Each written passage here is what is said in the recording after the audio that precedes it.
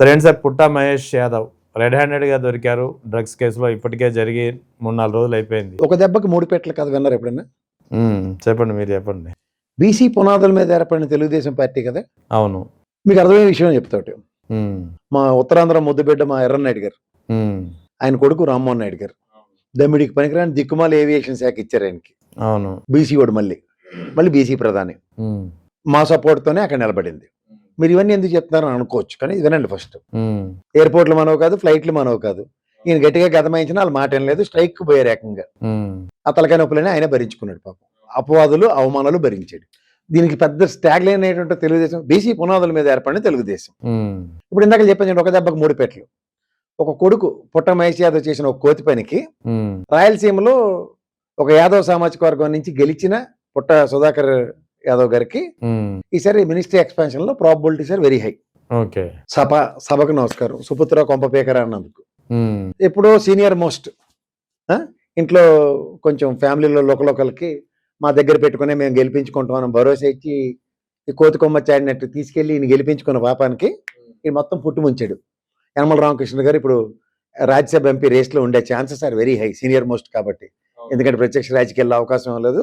చంద్రబాబు గారికి బాగా కావాల్సిన వ్యక్తి ఆయన. వాస్తవానికి యనమల రామకృష్ణుడు చాలా కాలం నుంచి రాజ్యసభకి అడుగుతున్నారు. ఆయన అడగడం కన్నా అసలు ఈసారి కొంచెం ప్రయారిటైజేషన్ ఎక్కువ ఉండాలి. ఎందుకంటే ఈసారి ఇతన్ని గెలిపించిన దానికి, అలా ఫ్యామిలీ నుంచి గెలిపించుకున్న దానికి, ఇవన్నిటికీ ఖచ్చితంగా ఒక దెబ్బకి 3 బీసీ పెట్టలు పడ్డాయి. అంటే లోకేష్ తరహా రాజకీయం చేస్తున్నప్పుడు యంగ్ అండ్ డైనమిక్ యూత్ తప్ప పెద్దవాళ్ళు కనబట్టలేదు వాళ్ళకి. పుట్ట సుధాకర్ యాదవ్ గారు అంటే ఆయన కంటెంపరీ పాలిటిక్స్ లో పెద్దవాళ్ళతో సమానం కదా. యనమల గారు, చంద్రబాబు గారు ఈ ఏరా కింద చూస్తారు కదా. గ్రౌండ్ సాఫ్ అయిపోయింది. ఇదేదో కోర్ట్ ఆపరేషన్. ఈయన ఎప్పటి నుంచో డ్రగ్స్ తీసుకుంటున్నాను జగమెరిగిన సత్యం. ఇతనితో పతివ్రత శిరోమణి కబుర్లన్నీ చెప్పించి మార్కెట్లో నడిపించారు, గెలిపించారు. ఎందుకంటే బాధితుడు యనమల రామకృష్ణుడు. అవును. పుట్ట సుధాకర్ యాదవ్ అనే ఫ్యామిలీ పరంగా కూతురు విషయంలో బాధలు అనుభవిస్తుంది యనమల రామకృష్ణుడు గారు. అంటే ఇలాగే యనమల రామకృష్ణుడికి చెక్ పెట్టడానికే చంద్రబాబు నాయుడు తన తరహా రాజకీయంలో భాగంగా పుట్ట మహేష్ యాదవ్ పై ఒక వ్యూహం ప్రకారం ఇదంతా జరిగిందంటారా? ఒక ఛాన్స్, ఒక ప్రాస్పెక్టివ్ లో ఆలోచిస్తే అదే ఉంది. ఎందుకంటే చంద్రబాబు నాయుడు గారు ఆవలిస్తే పేగులు ఎక్కడతారు. ఈ తెంగరోని మొదటి రోజు ఐడెంటిఫై చేసి ఉంటారు. ఎందుకంటే మీరు డ్రగ్స్ తీసుకున్న ఫేస్ చాలా బ్రైట్ గా కలకల్లాడిపోతూ ఉంటుంది. మనోడు మంచి గ్లోలో ఉంటాడు, చూసారు లేదు ఇప్పుడు. మరి దుబాయ్ సెటిల్మెంట్లు అవన్నీ మనకు తెలియనివా? ఇవన్నీ పాత కథలు అనుకోండి, కొత్తగా తెర మీదకి వస్తున్నాయి. ఇప్పుడు దుబాయ్ సెటిల్మెంట్ కి సంబంధించిన దాంట్లో ముఖ్యంగా pilot Revanth Rohit Reddy farm house అంటే ఖచ్చితంగా డ్రగ్స్ పెద్ద మొత్తైదులందరినీ పిలుస్తాడు, డ్రగ్స్ అనే మొత్తైదుల్ని. ఇందులో మనోడు కళాప్రపూర్ణ కదా. దాంట్లో నిన్న తిరుమలలో తిరుపతి జిల్లా ఎమ్మెల్యేలతో సమీక్ష నిర్వహించారు చంద్రబాబు నాయుడు. అప్పుడు కూడా కొన్ని కామెంట్లు చేశారు ఆయన. కామెంట్లు ఏంటి? అందులో జరిగింది ఆదిమూలం అని బయట పొమ్మన్నారు. ఆదిమూలం ఇవాళ ఈ మొత్తైదుల function you're not allowed, you're not పెద్ద మొత్తైదు, కానీ నీకు బొట్టు పెట్టి పెళ్ళలేదని గెట్ అవుట్ అన్నారు. దురలవాట్లు ఇలాంటి ఉన్న వాళ్ళని ప్రోత్సహించే వాళ్ళని మోయాల్సిన అవసరం పార్టీకి లేదు అని ఇండైరెక్ట్ పుట్ట మహేష్ యాదవ్ గురించి వ్యాఖ్యలు చేశారు. ఆదిమూలం పుట్ట మహేష్ మీద ముందు అక్కడ వచ్చిన తిరుపతి ఎమ్మెల్యేలో ఆదిమూలం మొదలెట్టి ఆదిమూలం అతని గురించి. తెలుగుదేశం పార్టీ ప్రమాణ స్వీకారం అయిందో లేదో దైద్యం మొదలైంది ఆదిమూలంతోనే. అవును. ఆదిమూలం అంటే మొదలని అర్థం. మనోడే మొదలెట్టాడు, మొత్తం మంటేటేస్తుంది అందరికీ. గుంటూరుడేమో లైవ్ వీడియోలు, రవికుమార్ ఏమో టీచర్ అమ్మకి అడ్మిషన్స్ కి ఆత్మహత్య దాకా ప్రొవకేషన్. ఒకటే రెండా? రైల్వే కోడూరు ఎమ్మెల్యే సీతర సంగతి చెప్పాకలేదు. ఇంకో లైన్ లో ఉన్నాడు దగ్గరలో, ఇంకో లైన్ లో విట్లాచారి నెంబర్ 2 రెడీగా ఉన్నాడట. అసలు ఏంది టీటీడీ చైర్మన్.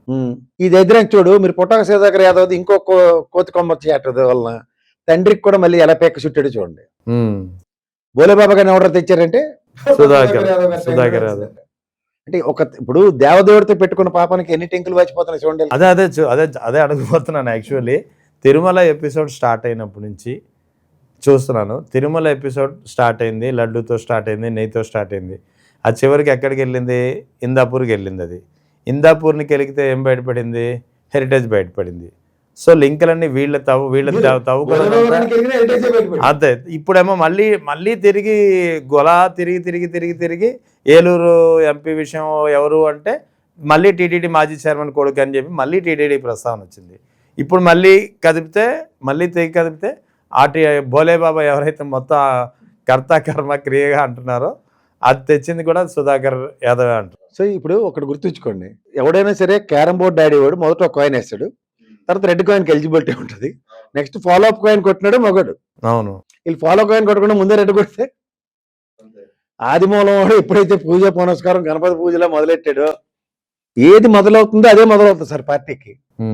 ఇప్పుడు ముఖ్యంగా 2 సెల్ఫ్ గోల్స్. ఒకటి, ఒక ఫస్ట్ దాని పూర్వపరాల మీద పూర్తి అవగాహన తెచ్చుకోకుండా గుడ్డెత్తి చేతిలో పడినట్టు నేను చంద్రబాబు నాయుడిని 45 years నేను చెప్పింది శిలాశాసనం అని బాంబు వేసాడు తిరుపతి లడ్డు విషయంలో. మొదట చాలా అందరూ జడిసాం, భయంపడి సత్యం అందరం, మా బాబోయ్ ఎంత అపవాదం జరిగిపోయిందా అని. అవును, అంతే. దాని పర్యవసానం అలా అలా అలా అలా అలా అలా అలా అలా ఈ గడగడగడగడ లాడి చూడండి టేబుల్లో ఉన్నది అలా జారి ఎక్కడికి వస్తుందంటే మన సైడ్ వచ్చినట్టుగా వచ్చింది. వాళ్ళకి తాడు పామే కరుస్తుంది అంటారు చూడండి, ఇది మొత్తం ఎలా చుట్ట పెడుతుందో చూడండి. వాళ్ళకి అసలు ఒక్కరోజున మనశ్శాంతిగా నిద్రపోయారేమో కనుక్కోండి సరే. ఎందుకు ఈ దిక్కుమాల రాజకీయాలు చేయడం? ఇలాంటి పనికిమాల వాళ్ళందరినీ పెట్టుకుని మన ఎత్తికి తీసుకొచ్చి 164. మీరు 164 ప్రస్థానంలో అసలు ఎవడన్నా అంత మెజారిటీతో గెలిస్తే ఇలా ఉంటాడు ఎవడన్నా రిలాక్స్ అయ్యా అని? ఏ రోజైనా కంటి మీద కొనుక్కుందాలి చూడండి. నిత్యం భయంతోను, నిత్యం దరిద్రంతో. బహుశా అందుకే అనుకుంటా టీటీడీ చైర్మన్ నాయుడుకి సంబంధించిన ఇంకో వీడియో బయటపడింది. ఫ్లైట్లో మొబైల్ చూస్తూ ఎన్టీవీలో జగన్ స్పీచ్ని వింటున్నా. రేట్ చేస్తే వీళ్ళు పెట్రోల్ బంక్ కూడా తిన్నాడంటే బొగ్గుబాలు అయిపోతారు దెబ్బకి. ఇది చెప్పి ఎలివేషన్లకి చచ్చిపోతున్నాడు. నేను కొంప ముంచుకొని నా కొంప ములిగి నేను చస్తుంటే పక్కన బిక్కులాడి నాకెందుకు రా ఈ దిక్కుమాల ఎలివేషన్లు అని చెప్పినాడికి అర్థం అవట్లేదు. సార్, ఓవరాల్గా చెప్పండి, పుట్ట మహేష్ యాదవ్పై సస్పెన్షన్ వేటు పడుతుందా లేదా? సార్, పార్టీ వాళ్ళు సస్పెండ్ చేస్తారు, ఎందులో పడి చేస్తారు నాకు అనవసరం, మీకు కూడా అనవసరం, ప్రజలకు కూడా అనవసరం. ఈ సభ్యత్వం సస్పెండ్ చేసి బై ఎలక్షన్స్ పిలుస్తారో పిల్లరు అన్నది రాజ్యసభకి పార్లమెంట్ హౌస్కి రెండింటికి ఛాలెంజ్. ఎందుకంటే పార్లమెంట్ చరిత్రలో ఏ దరిద్రగొట్ట ఎంపీ ఇలాంటి దిక్కుమాల పని చేయలేదు. ఇప్పటికి వచ్చే ఆ పరిస్థితి లేదు. అంచేత ఇది ఫస్ట్ థింగ్, స్పీకర్ వ్యవస్థ ఇన్స్టిగేట్ చేసి అసలు ఈ పవిత్రమైన దేవాలయంలో మీరు మందు కొట్టి వెళ్తారా? మీరు ముస్లిం సోదరుడు, మీరు మందు తాగి నమాజ్ చదవడానికి వెళ్తారా? నెవర్. మన దేవాలయంతో సమానం సార్ పార్లమెంట్ హౌస్. ఈ డ్రగ్స్ తాగి స్టేషన్ పోయింది, నెక్స్ట్ డే పోయాడు. అవును, వీడికి ఇచ్చిన బెయిల్ కూడా నేను పార్లమెంట్ ఉందని పోయాడు. డ్రగ్స్ తీసుకోవడం కన్ఫర్మ్ అయితే దాని ఎఫెక్ట్ 24 hours ఉంటుందా ఉండదా? చాలా సేపు పార్లమెంట్కి ఎలా పోయాడు? అందరూ తీసుకున్నది కొకైన్ అని చెప్పి అభియోగం ఉంది. ఎలా పోయాడు నాకు అర్థం కావట్లే. నిజమే, రేవంత్ రెడ్డి గారు వాళ్ళు చిట్చాట్లో ఢిల్లీలో చాలా మంచి మాట చెప్పాడు. ఈ నార్కోటిక్ చట్టాల ప్రకారం అరెస్ట్ చేయడానికి లేదు డిస్కషన్స్ సార్. ఓకే, ఇప్పుడు గన్ ఫైరింగ్ చేసిన యాదవ్ని పట్టుకుని గుండు వచ్చేసారు. ఆ యాదవ్ కూడా యాదవ్ ఫ్రెండే. నేను ఇందులో మామాట్లో తిడుతున్నాను. ఎందుకంటే నాకు ప్రజాస్వామ్యంలో ప్రజాప్రతినిధులు నిజంగా ప్రత్యక్ష దేవులతో సమానం. దేవాలయంలో అర్చకుల కింద వెళ్తున్నారు వీళ్ళు అక్కడికి. This is not tolerable. Speaker వ్యవస్థ దీని మీద స్పందించకుండా ఈయన గాలికి వదిలేసి అక్కడ బై ఎలక్షన్స్ రాకపోతే ఇలాంటి వాళ్ళు చట్ట వ్యతిరేకంగా శాశ్వత సభ్యత్వాలు రద్దు చేయాలి సార్. పొలిటికల్ సినారియోలో వీళ్ళకి అర్హత లేదు ఇంకోసారి పొలిటికల్స్ లో కండక్ట్ చేయడానికి. అదే మీరు చెప్పిన దాని ప్రకారం ఇతని సభ్యత్వాన్ని రద్దు చేసి బై ఎలక్షన్ నిర్వహించాలి ఏలూరులో అంట. ఎస్, సభ్యత్వం రద్దు కావాలి నాకు. ఈ పార్టీ వాళ్ళు సస్పెండ్ చేస్తారా, ఇవాళ ఆదిమూలం పారా పక్కనట్టుగా ఇవి మాకు అవసరంలే. ఈ పార్టీ కార్యక్రమాలు అంటే పార్టీ తరఫున ఇవాళ పార్లమెంట్ హౌస్ లో ఏ కెపాసిటీ వెళ్ళాడు. అవును, తెలుగుదేశం ఎంపీ కింద పోయాడు. మరి పార్టీ కార్యక్రమాలు దూరంగా ఉంటే ఎంపీ ప్రాతిపదిక మీద ఏ ప్రాతిపదిక పంపించారు? ఢిల్లీ ఎవరిచ్చారు పర్మిషన్? అంతే కదా. ఇదేనా పార్టీ కార్యక్రమాలు దూరంగా ఉండమంటే? ఇవాళ ఏమైనా మహానాడు ఉందా? మేలోను జూన్లోను మేలో ఉంటుంది కదా, మే 29న ఆ మహానుభావుడు పుట్టినరోజు, దానికి దూరంగా ఉండమంటారు. అంతకన్నా ఇంకేముంది? అది ఒడక్కాలి, వెళ్తే ఏటా వెళ్ళిపోతే ఓ ప్లేట్ భోజనం మిగిలినట్టు లెక్క. ఇక్కడ యనమల రామకృష్ణుడికి ఈ లెక్కన దీన్ని బేస్ చేసుకుని రాజ్యసభ ఏదైతే ఆయన చాలా కాలంగా అడుగుతున్నాడు అది దానికి కూడా చెక్ పడినట్లే భావించాల్సి వస్తుంది. Chance are very bright. మొత్తం బలైపోయారు కుటుంబం మొత్తం సుపుత్ర కొంపపేకరా అని. ఈ వల్ల యనమల రామకృష్ణ గారు మొదటి రోజు మనశ్శాంతి లేదు. ఆయన ఒత్తిడి మేరకే టికెట్ వచ్చిందంటారు కదా. ఇప్పుడు దగ్గర పెట్టుకుని కాపాడుకుందాం అనుకున్నారు, పుట్టే ముంచాడు ఏకంగా.